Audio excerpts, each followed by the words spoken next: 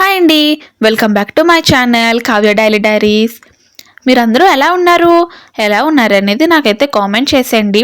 కొత్తగా ఎవరైనా చూస్తున్నారా? అయితే వీడియోని లైక్ చేసి చూడడం స్టార్ట్ చేసేయండి. ఒకవేళ మీకు వీడియో నచ్చితే సబ్స్క్రైబ్ కూడా చేసేసుకోండి. ఈ వీడియో కనుక మీకు నచ్చిందంటే నా ఛానల్లోకి వెళ్ళి మిగిలిన వీడియోలు కూడా చూసి సబ్స్క్రైబ్ చేసుకోండి, లైక్ కూడా చేసేయండి. ఇంక ఈరోజు వ్లాగ్లోకి వెళ్ళిపోతే ఇది వచ్చేసి మండే వ్లాగ్ అనమాట. మండే రోజు పొద్దున్నే నేనైతే ఇండోర్ ప్లాంట్స్కి వీక్లీ ట్వైస్ అయితే ఇలాగ వాటర్ అనేది ఫిల్ చేస్తాను.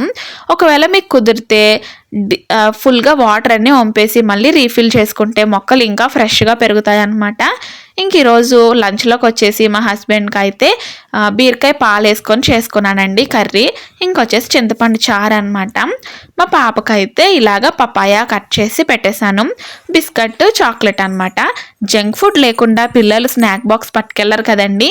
మా పాపకి ఆఫ్టర్నూన్ వరకు స్కూల్ అనమాట. అందుకనే నేను ఫ్రూట్స్ అయితే పెట్టాను, లంచ్ అయితే పెట్టలేదు. ఇంకా మా పాప మా హస్బెండ్ అయితే స్కూల్కి హస్బెండ్ అయితే ఆఫీస్కి రెడీ అయిపోయి వెళ్ళిపోతున్నారనమాట.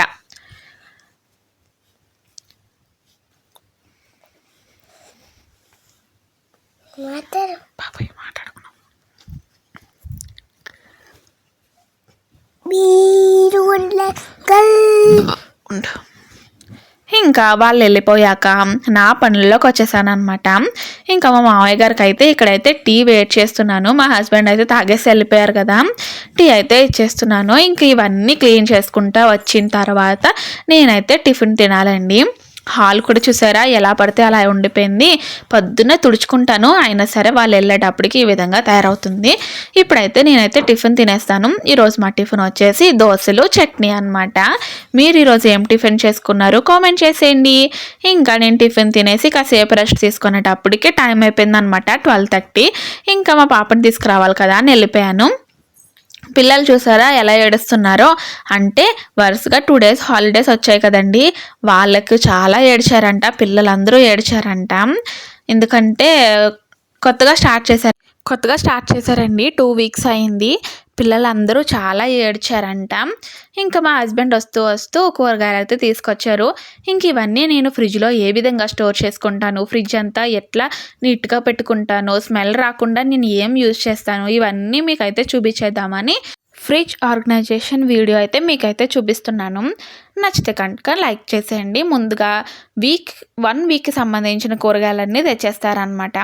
అవన్నీ ప్లాస్టిక్ కవర్లో అయితే విడివిడిగా వేసేసుకుంటాను. దేనికది అంటే బెండకాయలు, పచ్చిమిరపకాయలు, టమాటాలు, ఇంకా మిగిలిన కూరగాయలు అన్నీ విడివిడిగా వేసేసుకుంటాను. పెట్టేసుకొని అవన్నీ వరుసగా సర్దేసుకుంటాను అనమాట. నేను ఫ్రిడ్జ్ అనేది ఈ విధంగా పెట్టుకుంటానండి. మసాలాలన్నీ పై ర్యాక్లో, తర్వాత అన్నీ కిందేమో జీడిపప్పు, బిస్కెట్ ప్యాకెట్లు, ఇవన్నీ డ్రింక్ బాటిల్, ఇంకా తర్వాత ఇవన్నీ ఇలా పెట్టుకుంటాను అనమాట. ఇంకా కూరగాయలు వచ్చేసి అన్నీ సపరేట్ చేసేసుకొని ఇలా పెట్టేసుకుంటాను. సొరకాయ, బీరకాయలు లాంటివి మాత్రం కట్ చేసుకొని పెట్టుకోనండి. కట్ చేసుకుంటే దానిపైన ఇలాగా బాగోదన్నమాట. ఈ విధంగా స్టోర్ చేసుకుంటే కూరగాయలు 1 week వరకు ఫ్రెష్గా ఉంటాయండి. ఉల్లిపాయలు వచ్చేసి ఫ్రిడ్జ్కి ఇస్తారు కదండి కింద, దాంట్లో అయితే స్టోర్ చేసేసుకుంటాను. వెల్లుల్లి అయితే ఇది వచ్చేసి మా అత్తయ్య గారు అల్లారనమాట. ప్లాస్టిక్ తాడులు ఉంటాయి కదండి బట్టలు ఆరబెట్టుకోవడానికి, మనం బయట కట్టుకుంటూ ఉంటాము, దాన్ని అయితే విడదీసి ఈ విధంగా కట్టారనమాట. నాకైతే చాలా ఇష్టం ఇది.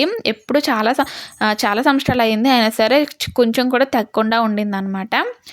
ఇంకా నేను కరివేపాకు, కొత్తిమీర అనేవి ఇలాగ ప్లాస్టిక్ బాక్స్లో కింద టిష్యూ వేసి పైనేమో ఈ ఆకులు వేస్తాను. కడిగి పెట్టుకున్న కరివేపాకుని ఇలా వేసుకొని స్టోర్ చేసుకుంటే 1 week కాదండి 10 days వరకు అయినా సరే మనకి ఫ్రెష్గా ఉంటాయి అన్నమాట. మా పాప అయితే హెల్ప్ చేస్తుంది. చూసారా, ఇలాంటి చిన్న చిన్న వర్క్స్ అనేవి వీళ్ళ చేత చేయించామనుకోండి, మనం ఎలా చేస్తామనేది వాళ్ళు కూడా చూస్తారనమాట. దాని యొక్క విలువ అనేది వాళ్ళకి తెలుస్తుంది. ఇంకా పైన కూడా ఇలా టిష్యూ పేపర్తో కవర్ చేసేసి పెడతాను. మనం ఫ్రిడ్జ్లో పెట్టినప్పుడు వాటర్ అనేది ఫామ్ అవుతుందండి. ఆ వాటర్ అంతా ఈ టిష్యూ పీల్చుకొని ఆకులు అనేవి ఫ్రెష్గా ఉంటాయి అన్నమాట ఇలా పెట్టుకుంటే. తనే ఫ్రిడ్జ్లో పెడుతుందంట. చూసారా, ఫ్రిడ్జ్ తలుపు కూడా గట్టిగా లాగేసి పెట్టేస్తుంది. మీ పిల్లలకు కూడా ఇలాంటి చిన్న చిన్న పనులు చెప్పండి. వాళ్ళకు ఇంట్రెస్ట్ వస్తుంది చేయాలని చెప్పి. అస్తమాను బొమ్మలతోని, బుక్స్తోనే ఉంటే వాళ్ళకి విసుగొస్తుంది కదా! ఇంకా ఈ నిమ్మకాయని ఇలా కట్ చేసుకొని మనం ఫ్రిడ్జ్‌లో పెట్టుకున్నాం అనుకోండి, బ్యాడ్ స్మెల్ రాదనమాట. 1 వీక్లీ వన్స్ అయితే నేను ఇలా పెట్టుకుంటాను. మళ్ళీ తీసేస్తాననమాట. కొంచెం అవి గట్టిగా అయిపోతాయి కదా! అప్పుడైతే తీసేస్తాను. ఇంకా నిమ్మకాయలు ఇలా కట్ చేసుకుంటే చాలా ఫ్రెష్‌గా ఉంటదండి. స్మెల్ అస్సలు రాదనమాట. ఒకసారి మీరు ట్రై చేయండి. లేకపోతే ఇంకోటి ఏంటంటే నిమ్మ సోడా ఉంటుంది కదా! దాన్నైనా సరే ఒక బౌల్‌లో వేసుకొని మనం పెట్టుకుంటే అసలు స్మెల్ అంతా అది పీల్చేసుకొని బాగుంటుందనమాట. ఇంకా నైట్ డిన్నర్‌లోకొచ్చేసి ఎగ్ బుర్జీ చేసుకుంటున్నాను. ఎగ్ బుర్జీ అంటే ఎగ్ ఫ్రై అనమాట. అంటే కోడిగుడ్డు ఉక్కురు. ముందుగా ఉల్లిపాయలు, పచ్చిమిరపకాయలు బాగా ఫ్రై చేసేసుకోవాలి. బాగా ఫ్రై చేసేసుకున్నాక పసుపు, ఉప్పు, కారము వేసుకొని అవి కూడా బాగా ఫ్రై అవ్వాలండి. అవి బాగా ఫ్రై అయిన తర్వాతనే మనం కోడిగుడ్లు అనేవి పగలగొట్టుకొని వేసుకోవాలన్నమాట. కారం అనేది మీ టేస్ట్‌కి తగినట్టు అయితే వేసుకోండి. పచ్చిమిరపకాయలు వేసుకున్నాం కదా! మళ్ళీ కారం ఎక్కువైపోతుందనమాట. నేను అందుకే 1 ½ స్పూన్ వేసుకున్నాను. 3 అయితే పచ్చిమిరపకాయలు వేసుకున్నాను. కారం అయితే కరెక్ట్‌గా సరిపోతుంది. ఉప్పు అనేది ఎక్కువ పట్టదండి. కోడిగుడ్డు ఉక్కురికి లైట్‌గా వేసుకుంటేనే బాగుంటుంది. ఇలాగా ఉల్లిపాయలకి ఆ కారము, ఉప్పు అంతా బాగా కలవాలండి. అప్పుడే టేస్ట్ ఉంటుంది. గుడ్డు వేసేసాక ఉప్పు, కారం వేసుకుంటే అసలు కలవదండి. ఇంకా గుడ్డు అనేది వేసుకున్నాక అస్సలు మనం కదపకూడదనమాట. ఒక్క 2 మినిట్స్ వరకు మనం అలాగే ఉంచేసి తర్వాత లైట్‌గా టోస్ట్ చేసుకుంటా ఉంటే చాలా క్రిస్పీగా వస్తాయన్నమాట.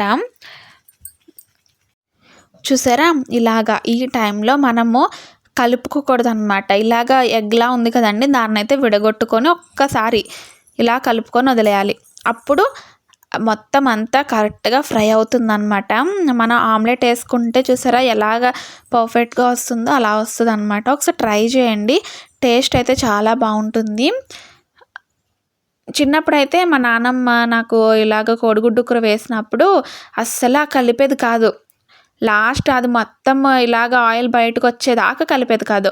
కానీ మనకి కొంచెం ఇలాగ పొడి పొడిగా ఉంటేనే బాగుంటుంది కదా అని చెప్పేసి నేనైతే కలుపుకుంటాననమాట. మా అమ్మ కూడా కలిపేది. మా నాన్నమ్మ అయితే అట్టలాగా అలాగా పెద్ద పెద్ద ముక్కలు ఇప్పుడు మనం ఆమ్లెట్ వేసుకుంటే ఎలా ఉంటే అలా చిన్న చిన్న ముక్కల కింద ఉండేవి. అవి బాగుంటుంది టేస్ట్. ఇదైతే ఇంకా బాగుంటుంది రైస్లో కలుపుకోవడానికి. ఇంక ఈ విధంగా అయితే నా కర్రీ అయితే రెడీ అయిపోయింది. కొత్తిమీరతో గార్నిష్ చేసుకుంటే సూపర్ అంటే సూపర్ యమ్మీ ఎగ్ ఫ్రై లేకపోతే ఎగ్ బుర్జీ లేకపోతే ఇంకా చెప్పాలంటే కోడిగుడ్డు కూర అనమాట. మీరు ఈరోజు ఏం డిన్నర్ చేసుకున్నారండి? నా వీడియో కనుక నచ్చితే లైక్ చేసేయండి. బాయ్ అండి.